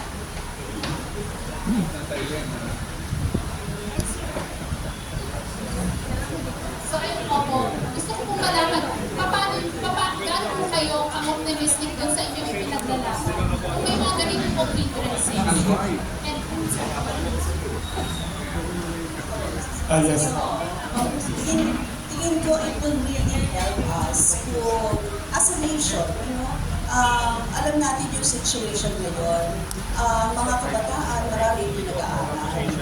Marami talaga kailangan, because of the situation of the, alam niyo yan, sa Department of Education, maraming out of school. Hindi natin sila nabibigyan ng pagkakataon na makapag-decide on their own because hindi sila properly informed kung ano ang mga kailangan. Kahit ng mga nakaraan, may mga issue tayo, ang mga lumad schools, ang mga IP schools, pinapasara, binobomba ang mga lugar. No? Marami pong mga nakaraan na hindi talaga naging conveniente para ang mga kabataan natin ay matuto sa kasaysayan. I think it would really help kung yun yung uunahin, no, ng gobyerno para o educate yung ating most of our Filipinos. Kasi paano mo sasabihin na hindi ko ito tinatangkilik kasi for these reasons, di ba? Kasi hindi ka naman nabigyan ng pagkakataon na maging mapaliwanag or ma-explain sa'yo bakit may mga ganito tayong kasaysayan at saan tayo magsisimula sa ganitong kasaysayan natin. So yung history nga natin, hindi natin maipagino sa ating mga kabataan. So very first talaga ang education dyan. Ngayon, malaki yung papel ng social media, ng films, ng pakikipagtalastasan, ng katulad nito ng mga pag-i-inform sa ating mga kababayan. I think dapat talaga magkaroon ng legislation kung saan sinusuportahan yung mga historical films, yung mga films on wars and occupation, para maintindihan natin saan tayo nanggagaling. Mas mauunawaan o makakapag-decide na wasto yung ating mga mamamayan kapag gano'n, di ba? Well-informed sila. Tapos, makakatulong ito sa pag-educate at labanan yung mga disinformation na nangyayari. Kasi merong gano'n di ba? Na hindi, wala namang inano nung panahon na yun. Hindi totoo yan. Ganyan nung ano. Ang babait, in fact, ang babait nga ng mga Japanese, meron silang mga ganito, etc. Paano mo yung malalabanan kung hindi ka naman properly informed and properly educated doon sa naging kasaysayan natin, di ba? So, yun siguro talaga yung una, no? At yun ay malaking kasalanan ng gobyerno kasi hindi niya yun nagagawa hanggang ngayon. In fact, hindi ko lang yan hindi lang yun usapin ng education kasi kung meron din naman sapat talagang trabaho, sapat na pagkain, sapat na pangangailangan in the whole, no? Na tinutugunan talaga para sa mga mamamayan natin, then hindi sasabihin natin kahit pa paano makakapag-desisyon or ang mga mamamayan natin ay may sariling pagtingin at pag-unawa sa mga bagay-bagay. And therefore, malalabanan natin yung mga information o malalabanan natin ang mga agreements na pinapasok ng gobyerno natin na hindi nakukonsulta sa atin properly. Diba? And nakakaposisyon tayo bilang mga mamamayan na empower natin ang mga sarili natin na ito yung dapat natin nagagawin at ito yung track na yun. To educate muna talaga ang ating mga mamamayan. As long as ganyan, no, ang situation, hindi talaga magkakaroon ng tugon, na sinasabi ninyo na yung culture, paano yan, i-appreciate pa natin yung ganito, etc. Kasi ako, I have nothing also against the Japanese people, no? But the history that we've had with them, we should really be critical. We should really be, di ba? dapat tingnan natin ng mabuti. Ano ang ganansya, ano ang hindi ganansya, ano ang dapat natin pasukin at hindi natin dapat pasukin sa ganitong mga usapin. So, gano'n, yung critical na mga tao ang kailangan natin. Wilson. Wilson. Yes. Wilson. If I may guess. Una, we encourage and promote people-to-people solidarity. Okay? Hindi tayo galit sa mga mamamayan. Lalo na yung mga mamamayan ngayon, no? Dahil hindi naman sila ang may kasalanan. Dapat nating maunawaan na yung nangyari sa Comfort Women, yung sex slave system, pinahiral ito, pinayagan ito ng gobyerno ng Hapon noong panahon na yun. Ito ay isang sistematiko, no, na ginawa ng gobyerno. Kaya ang sinisingil natin dito talaga ay ang gobyerno. Hindi natin, hindi tayo nag-create ng hatred, no, sa mga mamamayan. In fact, yun nga yung pinopromote natin, people-to-people solidarity. Maganda rin bagay na malaman ng lahat na marami din tayong ka-network sa Japan na nagsusulong din, no, ng No to War, Stop the War, na nananawagan din para sa hustisya, para sa mga comfort women, yung mga nabiktima ng kanilang gobyerno. Yun lang, gusto kong maging malinaw doon sa bagay na yun. Siya. And may isang last question kasi tubok lang na. Sige, tatali mo na. Isa lang muna ba? Sige. Short question, short answer para. Kasi sobrang bigat ng topic Yes, natin, yes. Mr. Wilson. So ang question ko na lang kay Saya at kay Ashley, since sinabi mo naman kanina, hindi ka naman talaga totally career sa Japan. What if, sa pagpunta niyo sa Japan, ay may manligaw sa inyo na Japanese? Will you entertain?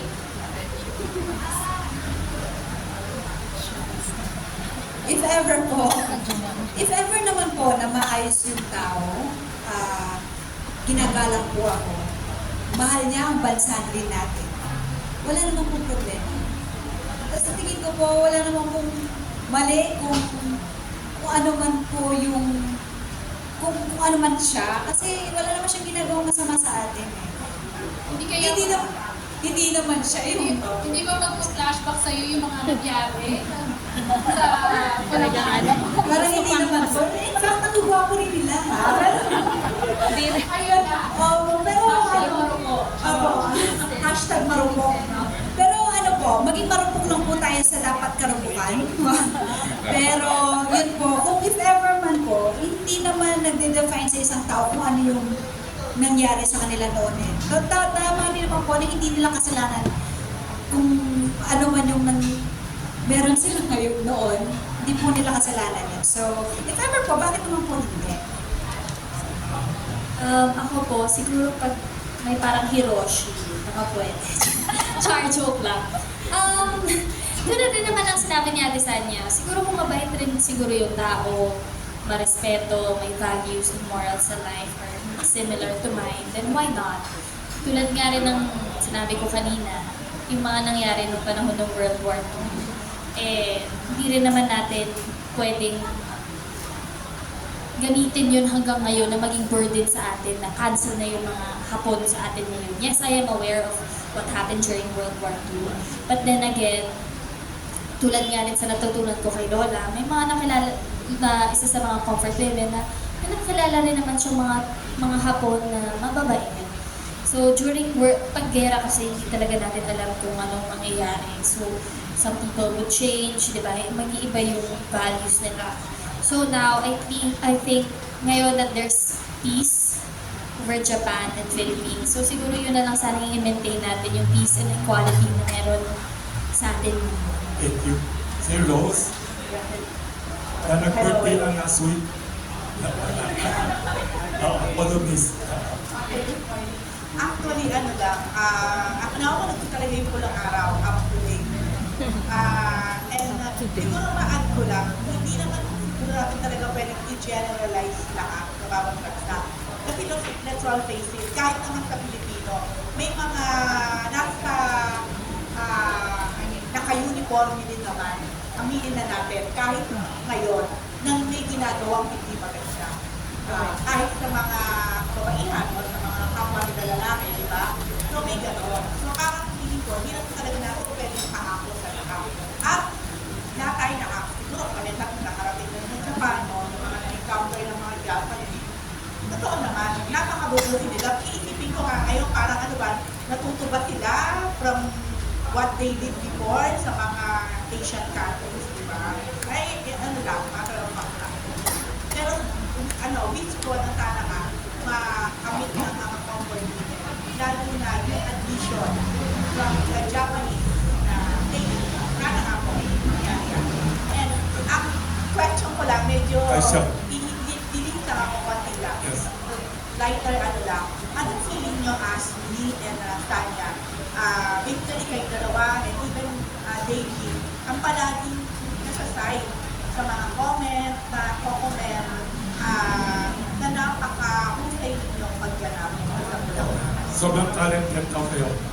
So how do you feel about it? Lalo na si Ashley, parang maraming nagulat actually. Tanya kasi, parang May nagsabi pa gawing pelikula yung ginagawa niyo. May nagsabi. and another thing, parang like sa role ni Ashley, walang malaki, walang maliit. Well, syempre I'm overwhelmed sa mga good feedbacks about it. And nakakataba rin ng puso. Kasi focus lang kasi talaga ako sa lahat ng ginagawa ko sa Pulang Araw. I take my job seriously kasi hindi biro yung role ko. So now na may mga good feedbacks about it. So alam mo, merong fulfillment sa akin na nabigyan ko ng justice tong role ko.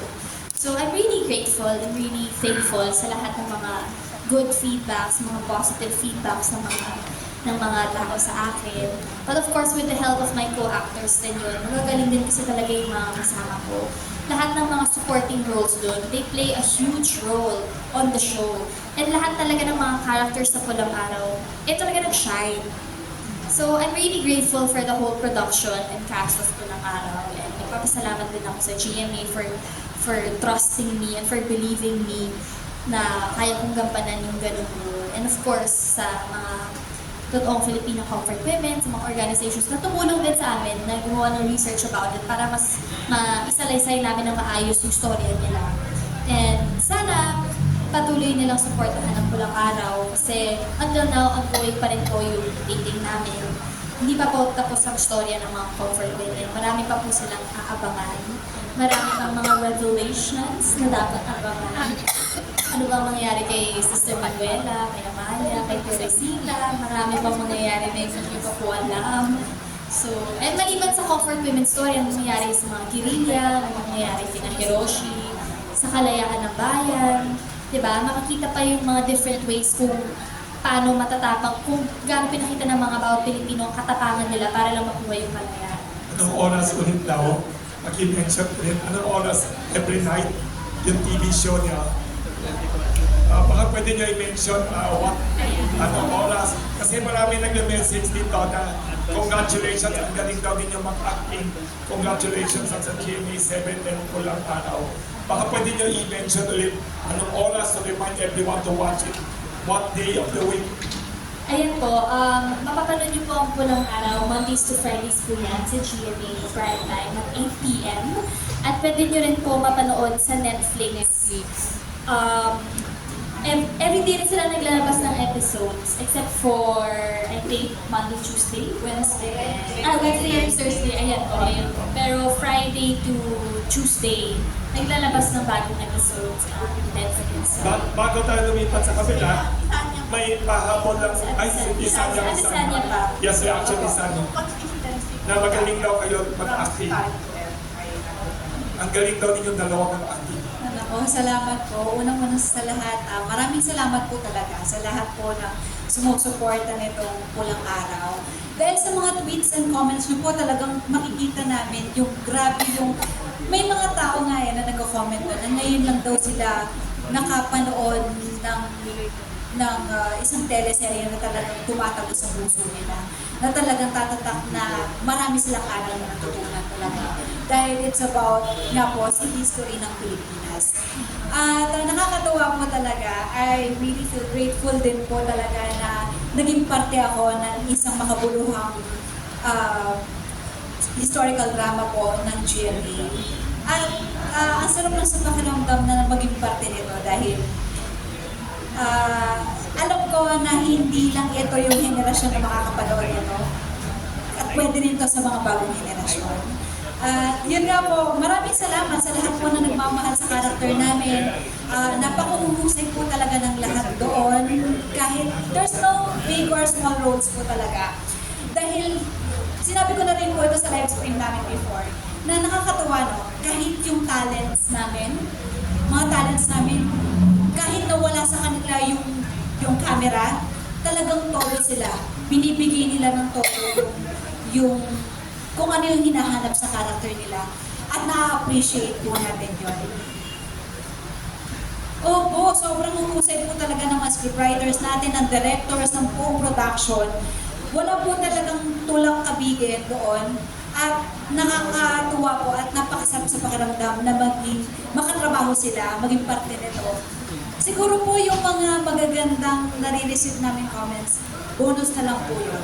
Pero kung ano po yung ginagawa namin para sa show na to, hindi po talaga para sa amin, kundi para po sa mga comfort women na nakakapanood din po pala sa akin. Meron pong iba na hindi ko nga po alam kung ano po yung nararamdaman nila kapag napapanood nila yon. Pero ito lang po yung tanging magagawa namin para bigyan sila ng boses dito po sa bagay na dito.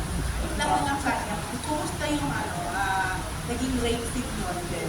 Kasi si Dennis ang ang ikaw, Sa totoo lang po, yung eksena po na yun, bago po namin gawin.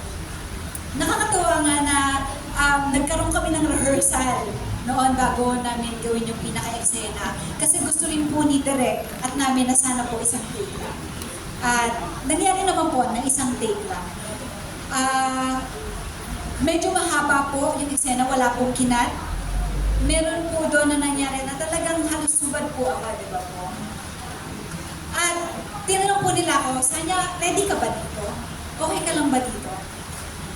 Ang nasa isip ko po nun, teleserye po ito, pwede po ba yun? Pero, kagandahan din po na iningatan din po ako. Siyempre po, nakasecure po talaga lahat. May nangyari po talaga halos wala na akong damit pero naka-cover naman po siya. At halos pinalabas din po yung ibang mga hindi naman po talaga kailangan sa set noong time na yun. At willing po. Sabi ko, hindi ko to gagawin dahil artista lang ako. Gagawin ko to para sa mga kababaihan na talagang inabuso noong panahon po ng hapon. Sila lang po talaga nasa isip ko noon. Wala na nga po akong pakialam noong that time kung mahubaran ako. Kasi alam ko po na iingatan ako ni Direk. Lalo na po si Kuya Dennis na tinatanong niya ako, okay ka lang? Kasi may mga eksena po talaga na talagang kinabukasan po, puro pasana ako. Sabi ko sa kanya talaga, huwag ka mag-alinlangan na gawin kung ano yung kailangan sa eksena natin. Kung kinakailangan na medyo itutuo mo para mas maramdaman natin pareho, gawin mo. Sabi mo ganun. Tapos feeling siya, yun nga po, nag-rehearse pa kami. In fact, siya pa yung nagtanong sa akin, pwede ba tayo mag-rehearse para doon sa eksena? And nakakatuwa bilang siya po ay si Mr. Dennis Rio. Talagang hinahanga. Napakahusay po talaga niya. At ayun po, nangyari naman po yung hinahanap ni Direk, wala pong kinat. Nung nga pong pinalabas ay talagang nakita po natin na talagang ingat na ingat pa sila. At sana po ito pong eksena na to ay mapanood po natin lahat dahil talagang po pinaghandaan po talaga natin. Masakit siya na eksena pero sana po ay tumama sa ating mga puso at isipan. Yung ganitong nangyari sa kanila ay sana po ay hindi natin maranasan ulit. Salamat po. Thank you very much. May tanong from Asahi Shimbun, one of the largest papers. May tanong siya. May tanong siya na related sa tanong ni Natalie ng Philippine Star. Microphone. May lunch tayo after this, ha? May lunch tayo for everyone. Hello. Ayan. Magandang tanghali. Again, from Daily Manila Shimbun po. Kay Ma'am Tessie, na-mention niyo po kasi kanina, yung tungkol po dun sa Comfort Women's Statue. Actually, talagang simula pa nung umpisa, sinusubaybayan na po namin yan. Napakahalaga po ng issue na yan para sa Manila Shimbun. Ma'am, sabi niyo kanina, soon, magkakaroon tayo ng panibagong statue. Baka po pwede niyo siya sa amin i-share kung kailan yung posibilidad within the year, pwede po ba? Tapos kung paano natin pinaplano na ma-secure ito, maproteksyonan na hindi na ulit mangyari yung nangyari before. May abot din sa part 2 ng tanong niya, pareho. Sabi niya, Miss Natalie Tomada, Philippine Star editor and columnist, sabi niya, wala na talaga bang natirang comfort with a historical statue, a historical marker or statue commemorating the comfort women history. Miss Natalie Tomada of Philippine Star. Wala na, no? Kahit na yung nag-iisa na kapareho nung sa Korea, supported by the Koreans na nandun sa Laguna, pinatanggal din. Private yun, ha? It's a private property. place. A private property, tinanggal nila. Imagine, Baclaran Church, di ba? Church yan. Binigyan, ang ganda na. If you're in Baclaran, pumunta kayo dun sa mural on the Peace Mural. Andoon pa ang ganda ng pedestal with a marker nandoon, pero walang statue. Siyempre, kasi nawala nga, no? We were thinking of raising funds to make siguro muna smaller ones na ikakalat natin sa mga schools. Every time meron tayong forum, ano? Natigil lang yan because of the pandemic. Kasi 2019 namin i-install sana yung statue sa Baclaran. Tapos nawala. Hanggang ngayon, we wanted to file a case against the sculptor na nagwala nung na talagang pinanakaw niya. Impossible na itutan na ganyan mawala overnight sa kanyang studio, no? Papupuntahin namin yung forklift and yung sasakyan para kunin na ilalagay sa Baclaran. Sinabi niya, biglang nawala daw nung gabi. Nung nag-isip daw siya sa umaga, nawala na. Wala siyang police report, wala siyang barangay report. Anyway, part yan ng government pressure. No? He himself is also a victim. Pero gusto namin panagutan niya. No? We're calling the National Historical Commission. Itigil ninyo pagbibigay ng mga komisyon sa sculptor na yan. No? Kasi nahahalata namin na because of favors that you are giving, niwala niya yung statwa. Tapos yung sinasabi nga na yung sa Kamikaze Shrine, gusto namin i-expand na yan, plano. Pero marami nag-report sa amin, napigilan namin. And then the last is the Bahay na Pula. Yung nangyari doon sa rape sa Malaya Lola, no? Yung Bahay na Pula, i-tear down na lahat sila Malaya Lolas and the Center Law, napigilan din nila yan, no? Demolish sa Mapaniki, sa Mapalacat, Pampanga, no? Property daw nila Ilusorio yan. Pero wala na parang ulit na ng gobyerno or what, i-demolish sana. Maraming kwento na ibibigay daw kung saan, pero hopefully nandyan pa, no? Kasi we were able to stop it, hindi namin alam, hindi pa namin nabibisita ulit kung nandyan pa, no?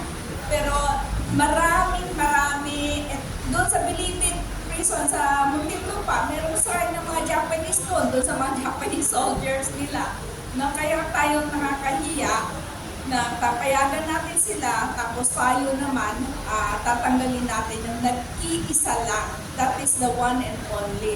Hopefully, moving forward, maka-raise kami ng enough funds to build another statue.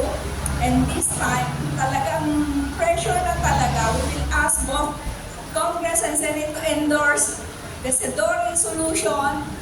Kasama dyan ang provision na pwede kang magawa, kailangan mong gumawa ng shrine and memorial, mga memorials for the comfort women. Thank you. Thank you, Ms. Tessie Ansi. May tanong ka. Follow up lang po. Last one or two questions, yes. Just a follow-up, Yes. to rephrase her question, Mom's question, Yes. and the sense of urgency na sinasabi ng mga other speakers natin, to Ms. Ortega and Ms. Lopez, Yes. you yourselves are influencers. So, would you Yes. ask or would encourage the President Marcos to issue an executive order or any similar directive, as well as the Department of Education to include in the curriculum this issue of comfort women, and also would you also urge our Congress not to sit on those at least 2 bills pending in Congress related to the comfort women, na bilisan na nila, ipasa na nila yung mga batas na yan. Magandang question ha, kasi iilan na lang buhay. That's the rule of the NG next. Siguro, Yung executive order mo na ni Marcos, di ba? Inisyo na niya yun. To Walang form action, ha? an interagency task force. Wala lang action. Nothing happens. May nag-draft na naman. Ano naman, siguro sa Larina, I think role yun ng NGOs with the support of our But stars. being the influencers themselves, would they encourage, especially our lawmakers and also nga, the Department of Mag-a-appeal Education? sila. Yeah. Ano gusto niya? Sa totoo lang po, mahirap magsalita about dyan. Yun lang po. Totoo po yung mga, kung ano man po yung mga gusto natin, at the end of the day, sila pa rin po ang magdidesisyon. So, hayaan po natin sila. At nandito po kami ni Ashley para sumuporta po dito po sa layunin at bithiin po ng ating mga organizations for comfort women. Thank you. Thank you po. Baka would like to request closing statement from everyone. Kasi mag-last tayo. We have last, wala na kayong last question. Kasi Ashley pala Kasi sasabihin. actually, I don't Habang masasabihin din ko. Yes. Well, I think yung tanging ko lang masasabi is kaming bilang artista at influencers, we have done our part. And we'll continue to influence, inspire, and be a voice to people. So I think we're just gonna stick to it. Thank you. Thank you very much sobra sa mga tanong ninyo at mga magagaling na sagot. We'd like to request everyone, yung mga panelists natin, to summarize their thoughts and appeal to the public, to history, to the government. Closing statement ho. Hindi to according to to age or to whatever. Gabriela Women's Party List Congresswoman Arlene Rosas, can you summarize your thoughts, your appeal in a closing statement about the comfort women struggle for justice and truth? Yeah. Thank you. Maraming salamat po sa inyo. Kami po sa Gabriela Women's Party, ina-ensure namin sa loob at sa labas ng Kongreso, ipaglaban ang dangal, dignidad ng ating mga kababaihan at bata. At parte po ng aming programa palagi. Lagi namin sinasabi na kailangan natin ng mga legislations na ito. And very concrete po ang mga panawagan natin. We just hope na pakinggan tayo at magawa ang lahat ng mga gusto nating magawa. Ang problema po kasi, historical din eh. During the Duterte administration, doon nawala yung statue. So nananawagan ka ng hustisya, hindi naman maibigay kahit ang human rights, no? Simpleng human rights sa atin. Second, here comes Marcos, nagsabi na merong ganitong mechanism, gawa ng interagency, but then after, anong konkreto? Wala pa rin. So, issue pa rin talaga natin ang usapin ng human rights. So, yan kailangan po talaga yung mga women human rights defenders natin, palakasin natin. Yung siguro yung mensahe, lahat tayo ay magtulong-tulong. Sabi ko nga, na kailangan natin magkaroon ng malakas na movement to push really the government to take actions on these issues. Kasi hindi ito maliit na bagay. Ito ay dangal ng bayan natin. Ito ay karapatang pantao ang usapin. So, yun po, yun siguro yung closing statement namin. We will still push for this legislation Pero ang mahalaga po ay ang movement natin katulad ng Flowers for Lolas campaign. And we are really very thankful sa dalawa nating naging guest na mga artista sa ating kasi sila talaga ang sila talaga ang makakapagbigay ng through their influence, through their statements, through their what they're doing right now. Talagang ito po ay historical at patatandaan ng mga bata at kabataan sa mga susunod pang panahon. Maraming salamat po. Thank you, Congresswoman Arlene Brosas. Next to speak for closing statement, Ms. Teresita Ansi from the Flowers for Lolas Coalition.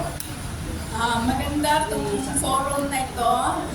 Lahat kayo, sumali kayo sa Flowers for Lolas, like a million flowers. Let our voices be heard.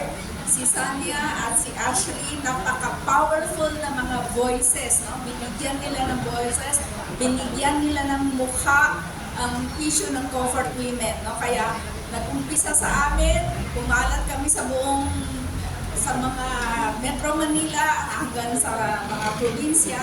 Sana lalong pang kumalat ito na i-implement nila yung CEDAW resolution na pangalagaan ang kapakanan ng mga natitirang comfort women. Kahit man lang bigyan nila ng sustento monthly care packages from DSWD.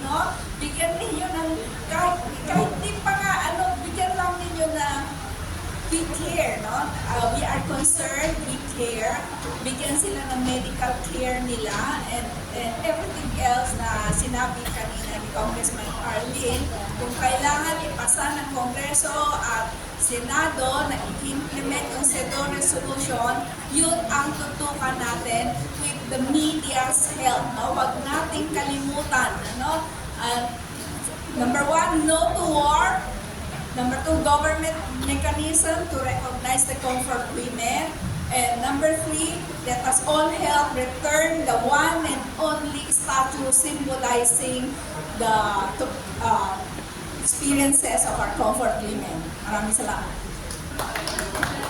Thank you very much, Ms. Teresita Ansi, for her statement. Next, Ms. Sharon Cabosal Silva, Director ng Lila Pilipina. Thank you, Wilson. Siguro ganito, linawin ko lang, all is not lost. Mawala man lahat ng mga lola natin, documented at saka documented yung kanilang mga storya. Yung mga documents na yan, hindi lang nasa atin, nasa United Nations, nasa iba't ibang mga international bodies. In fact, even our own government, yung Philippine government, may records din ng kanilang mga testimonies. Kami sa Lila Pilipina, meron din kaming sariling records nung lahat ng mga na-document namin ng mga lola. At in fact, meron pa tayong madodocument ng mga lola, hintay-hintay lang tayo. So, tutuloy natin ang laban. Mawala man lahat ng mga lola, tuloy lang yan, meron tayong mga tututunan. Pangalawa, siguro parang ano ko lang din, ano ngayon yung konkretong panawagan natin sa mga kabataan? Maraming dapat din ang mga kabataan natin, bukod sa pag-aaral o aralin natin yung kasaysayan, matuto na rin tayong mahalin muli ang ating bayan. Essentially, yung question ng comfort women kasi was a question of colonial war. Isang gera ng pananakop na isinagawa ng Japan noong panahon ng World War II. Dapat matuto rin manindigan yung ating mga kabataan, lalo na ang ating mga kabataang kababaihan. Hindi na dapat mangyari ang mga gera ng pananakop dito man sa Pilipinas o sa ibang bansa man. At kaugnay niyan, marami silang pwedeng gawin. In fact, sa ngayon, maraming kabataan, I think as a result of the show, yung pulang araw, nagre-research sila, gumagawa sila ng thesis nila tungkol sa comfort women. Tapos, I think, panahon na rin para magtayo ng isang organisasyon ng mga kabataan na tumututol sa gera ng pananakop. Kami sa Lila Pilipina Youth for Peace, yan yung isang sinisikap namin paitayo at upang yan ang magpapatuloy ng laban na sinimulan ng ating mga lola at siya rin magiging in the future, no, sa data natin kung sakali man mangyari yung tinatawag na yan na gera ng pananakot. Pero sa ngayon, gusto pasalamatan ng Lila Pilipina ang buong cast and crew, yung creative side ng Ulang Araw, sapagkat lingid sa inyong kaalaman,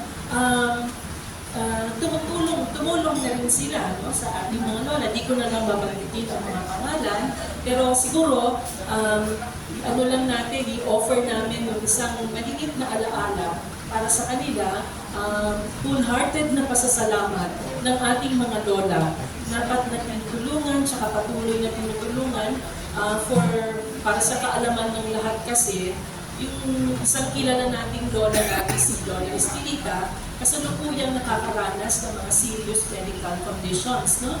Pero kahit na ganun pa man, kahit na hirap siyang magsalita at tumayo, patuloy pa rin siyang lumalaban.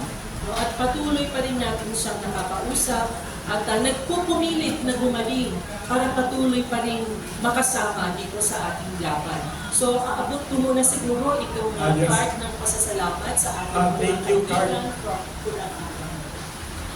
Thank you, Card, ng mga Comfort Women NGO, Lila Pilipina, para sa dalawang magaling na artista. Yes. Yes. And then thank you ang mga NGO ng Lila Pilipina and others sa napakagaling na dalawang artista at saka lahat ng creative people behind GMA7. Kami naman.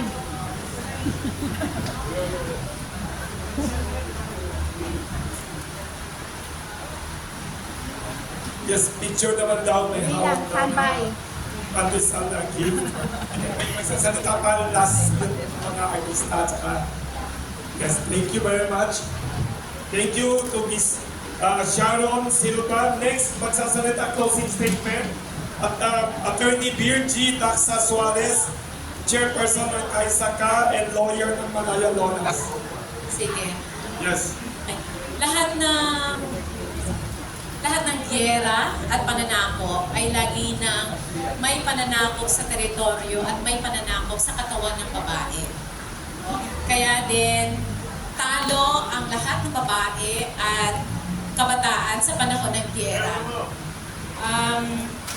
Pero ang giyera din ay pinagkikitaan ng mga kumpanya na gumagawa ng armas panggiyera. Kaya sa lahat ng mga mayang Pilipino na nanawagan ako na manindigan tayo laban sa giyera.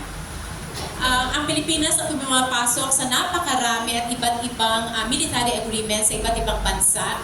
At karay-karay tayo at posible tayo maging karay-karay sa giyera ng ibang bansa. Kaya importante na magsama-sama tayo para manindigan laban sa giyera. Yun lang, magandang umaga sa ating lahat. Maraming salamat, Attorney Virgie Daxa Suarez.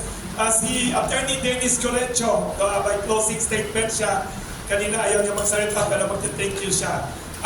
May special thanks sa kanya, dahil sa kanya, kinontak niya si Attorney Annette Gozon Valdez. Special thanks. Maraming salamat lang po sa GMA7 sa pagpabulak sa amin, kina Sanya at kay Ashley, lalo na kay Attorney Annette Gozon, para ipakilala lang ang mga comfort women sa mainstream media. Siguro ang pinakamagandang hashtag na pwede ilagay natin is hashtag never forget. Isa yan sa panawagan ko ng SIDAW na ilagay sa historical inclusion, na magkaroon ng historical inclusion yung kasaysayan natin mga comfort women. And kami yung lagi nagsasabi na huwag niyong kalilimutan na isang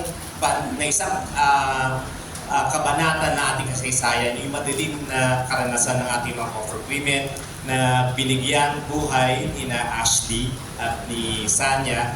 Sana sa ating mga younger generation ay huwag niyong kalimutan na meron tayong ganong part ng ating kasaysayan. Na-interview mo daw ang unang comfort woman. Ano lang ko, parang brief background bakit ako nasama dito.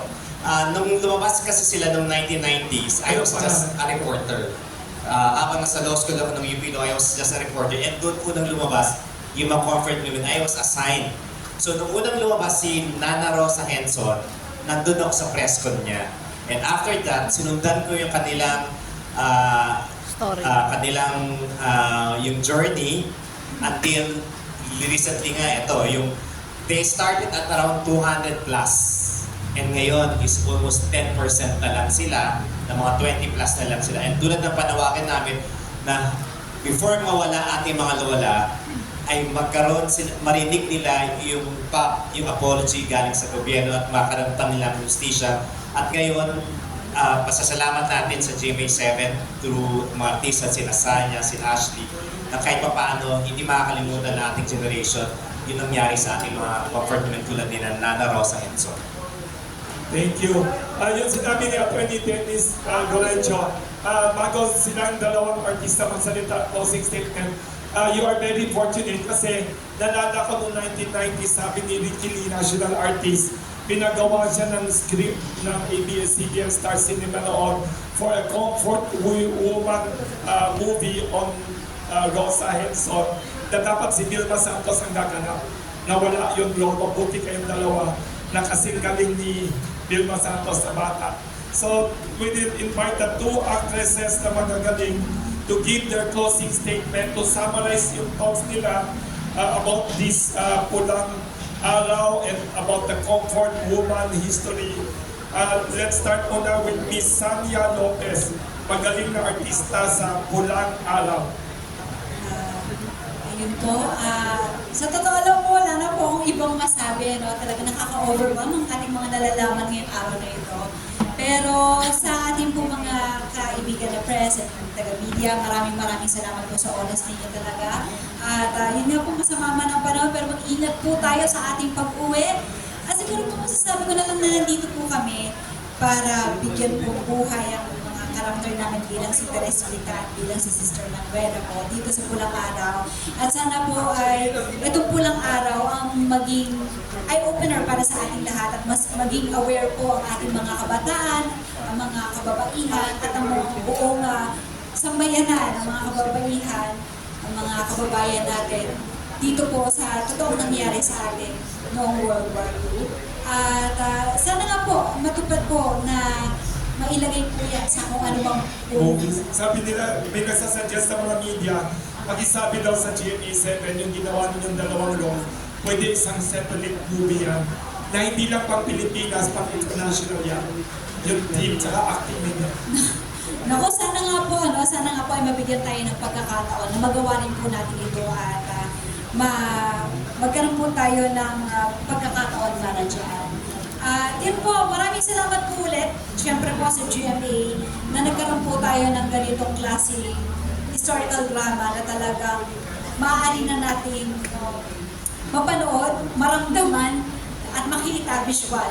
Yan po, na more than po sa ating mga nababasa lamang. So maraming salamat po ulit. Ayan po, nandito po ulit kami ni Ashley para po sumuporta po sa ating mga comfort. God bless you po. Thank you, Miss Sanya Lopez.